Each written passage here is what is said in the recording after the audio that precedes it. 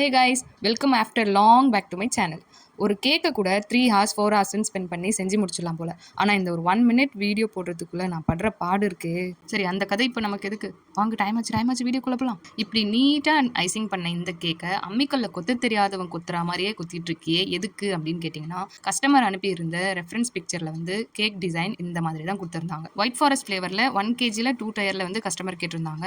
அதுலேயும் ப்ளூ கலரில் தான் வேணும், அதுவும் பட்டர்ஃப்ளை தீமில் வேணும் அப்படின்னு சொல்லி கஸ்டமர் கேட்டிருந்தாங்க.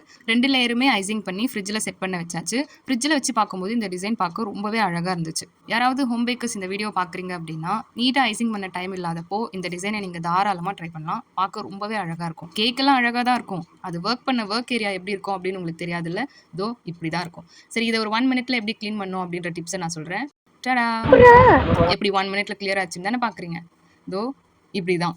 ஒர்க் ஏரியாவில் இருக்க எல்லா திங்ஸையும் எடுத்துகிட்டு போய் சிங்கில் போட்டிங்க அப்படின்னா 1 மினிட்ல ஒர்க்கிங் ஏரியா கிளியர் ஆகிடும். சரி, வாங்க பேக் டு கேக்கு மறுபடியும் போகலாம். பட்டர்ஃப்ளை தீம் கேக்கில் பட்டர்ஃப்ளைஸ் இல்லைன்னா எப்படி? அதனால் பட்டர்ஃப்ளைஸை எடுத்து அதில் கூடவே இந்த மாதிரி ஒரு ஸ்டிக்கர் கொடுத்துருந்தாங்க. அந்த ஸ்டெம்ஸை வந்து ஒட்டுறதுக்காக அதை அழகாக நான் ஒட்டிட்டு கேக்கை ஸ்டாக் பண்ண ஆரம்பிச்சிட்டேன். இந்த கேக் பண்ணுற ப்ராசஸ்லேயே ஒரு திக் மொமெண்ட்டாக இருக்கிறது வந்து இந்த கேக் ஸ்டாக்கிங் தான். 1 கிலோ கேக்லேருந்து 10 கிலோ கேக்காக இருந்தாலும் சரி, அதை ஸ்டாக் பண்ணும்போது ஒரு நடுக்கம் வந்துட்டு போயிடும். ஃபைனலாக ஒரு வழியாக ஸ்டாக் பண்ணிவிட்டு கோல்டன் பால்ஸும் சில்வர் பால்ஸுமே சைடில் கொடுத்துட்டு பட்டர்ஃப்ளைஸ் அங்கங்கே வச்சுட்டு கோல்டன் ட்ரிப்ஸ் வந்து கொடுத்து இந்த கேக்கை ரொம்பவே நீட்டாக அழகாக ஃபினிஷ் பண்ணியாச்சு. ஃபைனலாக கேக்குடைய அவுட்புட்டும் இந்த மாதிரி தான் இருந்தது. ஸோ இந்த பட்டர்ஃப்ளை தீம் கேக் உங்களுக்கு பிடிச்சிருந்துச்சு அப்படின்னா மறக்காமல் லைக் பண்ணிட்டு அப்படியே இந்த சேனலை சப்ஸ்கிரைப் பண்ணிக்கோங்க. மறுபடியும் ஒரு சூப்பரான வீடியோவில் உங்களை மீட் பண்ணுறேன். பாய்.